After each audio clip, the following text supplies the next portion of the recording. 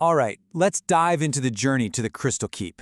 This is a path that kicks off in the dirtiest streets of a city and wraps up in a throne room, all hinging on a single revelation that's going to change everything. Let's break it all down. So, we're going to look at this in 4 parts. We'll start with the gritty city of trials. Then, we'll take a very strange detour in the market's distraction. From there, we go inside the Crystal Keep, and that all leads up to the big one, a legacy revealed. First up, the City of Trials. Before the party could even get close to their goal, the city itself just started throwing these unexpected and honestly pretty revealing obstacles right in their path. Man, we are immediately thrown into a really grim scene. That description, a jagged scar of soot and stone, wow, that tells you everything you need to know, right? This is not a welcoming place. This is a tough environment, and our heroes, well, they have no choice but to push right on through it. And the city tests them right away in 3 totally different ways.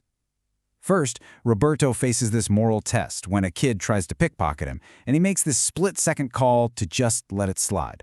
Why? I mean, maybe to keep a low profile on such a vital mission, or maybe it was just simple compassion. Then, a more practical problem pops up, a blocked path, which leads right into a test of pure physical strength. Now, this moment might seem like it's just about teamwork, but there is a super crucial detail hidden right here in plain sight. The specific mention of Cedric's strength being like his father's, that's our very first clue. It's the first breadcrumb about this powerful legacy that's about to become the center of this whole story. It's just a brilliant piece of foreshadowing. So after all that grit and effort, the tone does a complete 180. The city offers up this moment of just pure, weird fun in the form of the market's distraction. Yeah, even on a mission this critical, the party can't help but take a little detour through a bustling market. They see all the usual stuff, weapons, armor, adventuring gear. But the key moment, the thing we all remember, is when they run into this peculiar gnome merchant named Alivander Snipely. And this quirky little exchange just perfectly captures the strange vibe of this place. Roberto gets himself a paintbrush for the price of, and I'm not kidding, some boogers. Meanwhile, Thane gets a free pouch of gummy shapes. It's so humorous, almost surreal, and it's a much-needed breath of fresh air from the seriousness of their quest. Okay, the distractions are over. They've made their way through the city, and the party finally arrives at their destination, inside the Crystal Keep.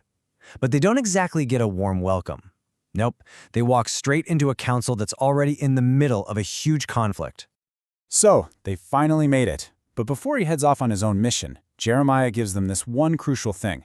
A pin, engraved with a tree. It's their pass, a little token of trust. And then, he's gone, leaving the party to face the Royal Council completely on their own. And this just highlights the massive shift in their surroundings. Think about it. Just moments ago, they were in the grimy, soot-covered coals. Now they're standing inside this magnificent, absolutely awe-inspiring structure. It's a really powerful symbol of the kind of power they're about to come face-to-face with. And what do they walk into? A total political deadlock. On one side, you've got Ravina Solstice, who's loyal, but she's urging caution. On the other side, there's Cecile Morgan, who is demanding immediate, forceful action. And caught right in the middle is King Randor, who is just paralyzed by the fear of losing more of his people. The kingdom's leadership is totally fractured. And into this tense stalemate walks our party. Their arrival is like a stone tossed into a still pond.